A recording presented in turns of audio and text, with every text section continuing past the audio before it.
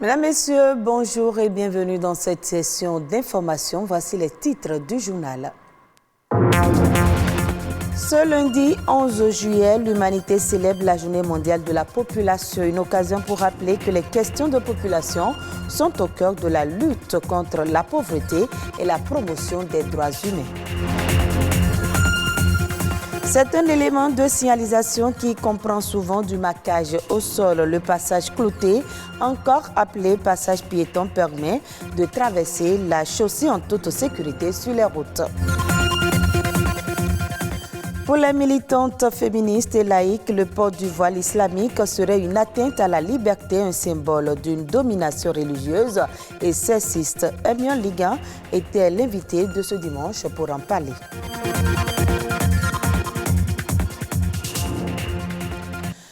L'examen du brevet d'études du premier cycle, section de juin 2022, a livré son verdict ce dimanche. 66,46% des candidats sont déclarés admissibles contre 60,50% en 2021, soit une hausse de près de 6 points.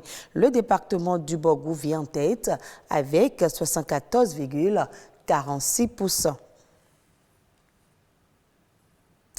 Selon un rapport de l'Organisation des Nations Unies, la population mondiale devait atteindre près de 10 milliards en 2050 contre 8 milliards en 2022 et 2023.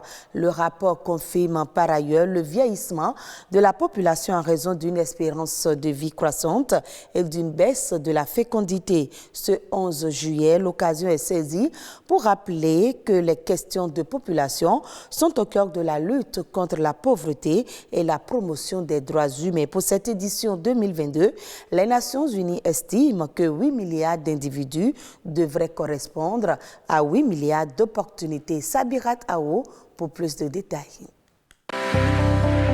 Selon les Nations Unies, il a fallu des centaines de milliers d'années pour que la population mondiale atteigne 1 milliard d'habitants, mais 200 ans après, ce nombre s'est multiplié par 7. En 2011 déjà, la population mondiale était estimée à 7,7 milliards d'individus et devrait atteindre 8 milliards de personnes en 2023.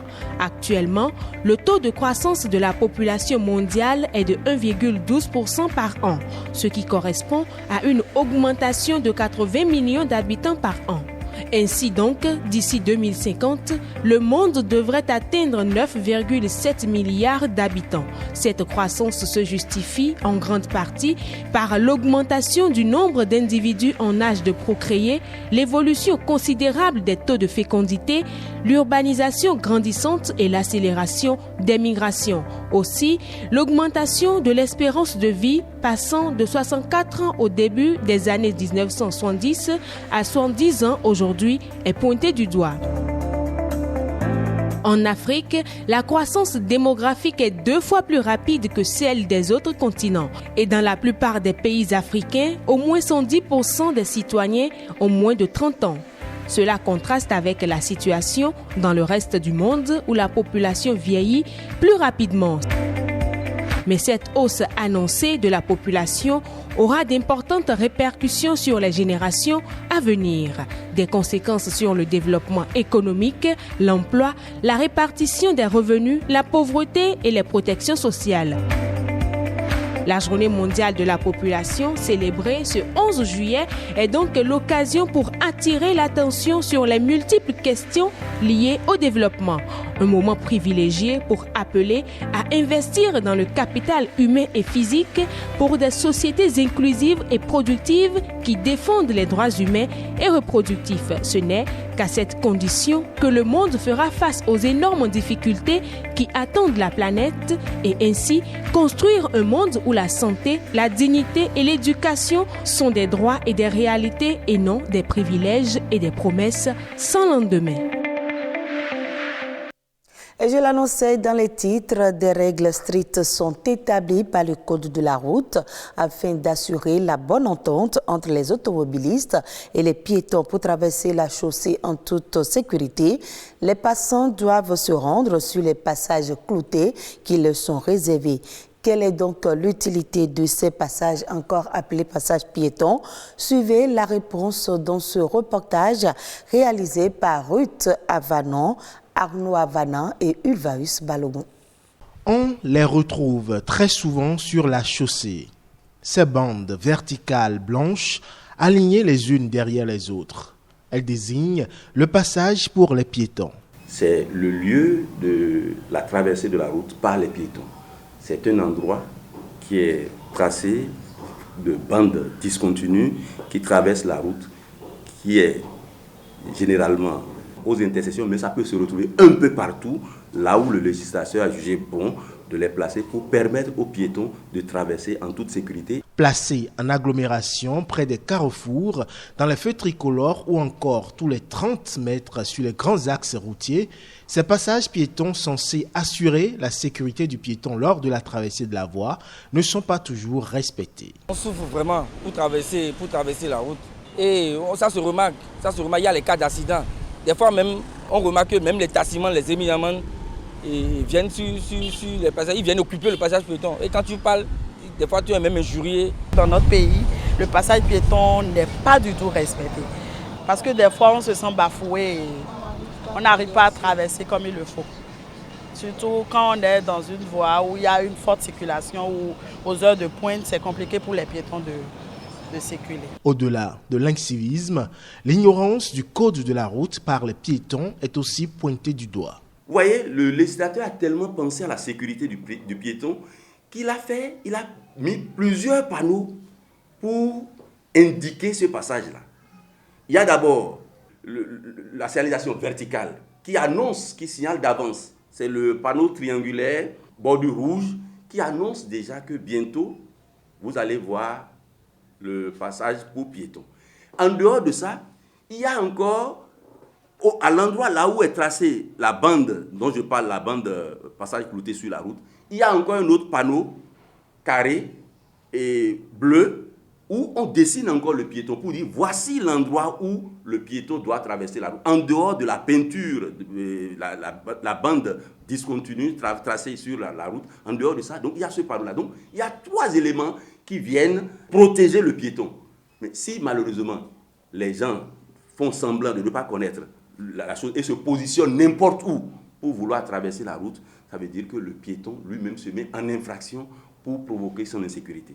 S'approprier le code de la route s'avère donc tout aussi indispensable pour les automobilistes que pour les piétons.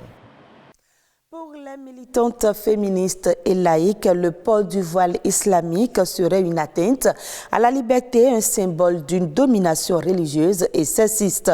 Le voile serait l'instrument privilégié des islamistes pour la remise en cause des droits fondamentaux que sont l'égalité et la liberté pour les femmes. Qu'en est-il réellement? Emion Ligan en parle avec Ulvaeus Balogun.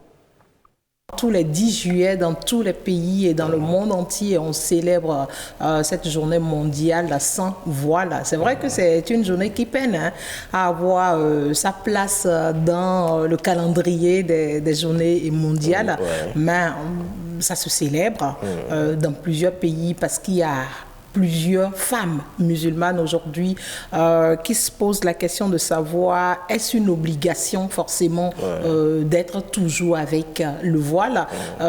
Certaines femmes portent ce voile avec fierté parce qu'elles se retrouvent comme cela se doit dans cette religion. Elles sont fières de porter leur voile. Elles se disent quand même je suis musulmane et ce qu'il me faut faire, c'est une obligation pour moi de pouvoir respecter les prescriptions religieuses.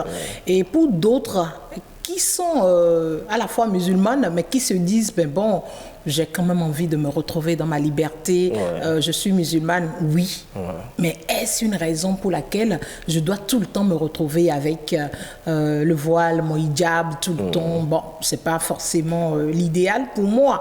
Et partant de là, il y a des mouvements qui ont commencé, des mouvements de rassemblement de femmes à la fois musulmanes et non musulmanes, mais surtout musulmanes qui se disent « je suis musulmane, oui ».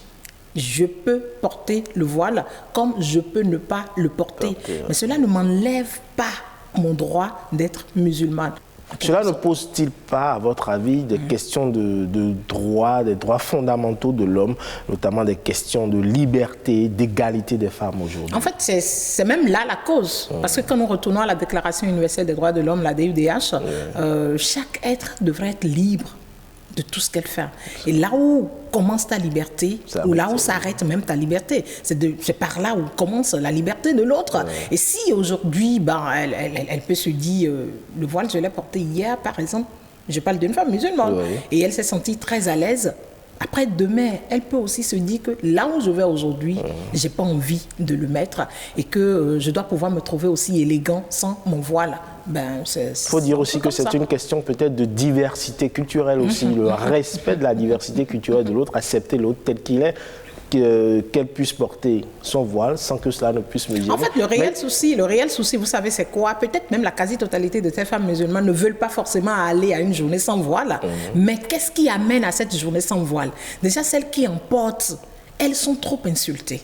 Certaines. Elles sont des causes de rarerie, elles sont pas respectées. Notamment en France, on sait qu'il y a carrément... Elles ne sont pas respectées. Il y a par exemple dans certaines écoles où quand l'enfant vient déjà avec les voiles, on dit exactement, ses camarades n'arrivent pas à comprendre pourquoi elle est comme ça. Moi, je pense que même la religion devrait encore faire une sensibilisation et montrer à la population un peu partout dans le monde que la jeune fille ou la femme qui porte son voile ne devrait pas être sujet de moquerie ou de quelque chose. Et partant de là, cette qui porte maintenant le voile doit se retrouver fière de le faire. Mais s'il y a de ces moqueries, on n'est pas pareil. L'estime de soi n'est pas encore quelque chose cultivé par tout le monde. Et celle qui ne l'a pas cultivé, par exemple, lorsqu'elle reçoit de ces insultes, qu'est-ce qu'elle fait? Elle peut aller se suicider. Hors du Bénin, en Guinée-Conakry, des millions d'adolescentes ne vont pas en cours lorsqu'elles ont leurs règles en cause. L'absence d'installation sanitaire, la crainte d'être harcelées et le manque de protection hygiénique. Suivez ce reportage des correspondants de France 24 pour plus de détails. Fatou a 17 ans, elle est élève au lycée. Ce matin, elle révise ses leçons de français à la maison pour ne pas accumuler de retard. La jeune fille rate en effet régulièrement l'école. Moi, quand j'ai mes règles, je peux faire 4 à 5 jours sans aller à l'école. J'ai mal au ventre, j'ai des douleurs. Des fois, j'ai envie de vomir. Raison pour laquelle je ne pars pas à l'école. En plus, quand je pars à l'école, j'ai peur que mes amis se moquent de moi et surtout les garçons. Douleur, discrimination, désinformation, manque d'accès à l'eau ou aux sanitaires. Des milliers d'adolescents dans le pays sont victimes de ce que l'on appelle la précarité menstruelle. Pour lever le tabou, Aïcha mène dans les écoles de la capitale une campagne de sensibilisation. Ne vous gênez pas, on est entre amis, ne vous gênez pas. Dites-nous si vous savez ce qu'on appelle les règles menstruelles. Au programme, échanges et cours très pratiques d'hygiène menstruelle. Aucune question ou expérience n'est tabou. J'avais vu une fille dans la salle, elle avait la tenue mouillée. Ce n'est pas enseigné dans les écoles, ce n'est pas enseigné dans les ménages aussi. Il y a l'ignorance totale de l'hygiène menstruelle chez nous en Guinée. On a décidé de se lancer et de s'unir pour sensibiliser la jeunesse en ce qui concerne la notion de l'hygiène menstruelle, pour qu'elle puisse plutôt savoir c'est quoi l'hygiène menstruelle et comment s'y prendre quand les menstrues sont là. En zone rurale, la situation est encore plus difficile pour les femmes. Selon les ONG guinéennes, plus de la moitié d'entre elles utilisent du simple tissu comme protection à cause du coût trop élevé des serviettes hygiéniques vendues en commerce. Au Nigeria, l'exécutif a entamé la procédure pour l'autorisation d'importation de blé génétiquement modifié, développé, dénommé HB4. Cette variété permet, selon les chercheurs, d'enregistrer une hausse de 20% du rendement en cas de sécheresse. Cette démarche, qui représente une première pour un pays africain, concerne uniquement l'achat de la céréale pour des besoins de consommation et de transformation à l'échelle industrielle pour l'alimentation humaine et animale. Pour les autorités, le recours au blé génétiquement modifié vise à diversifier les sources d'approvisionnement pour satisfaire une demande galopante dans la céréale. Et voilà, ce sera tout pour ce journal que vous pouvez suivre également sur le site de l'ORTB, www.ortb.bj. Merci à vous de nous avoir suivis.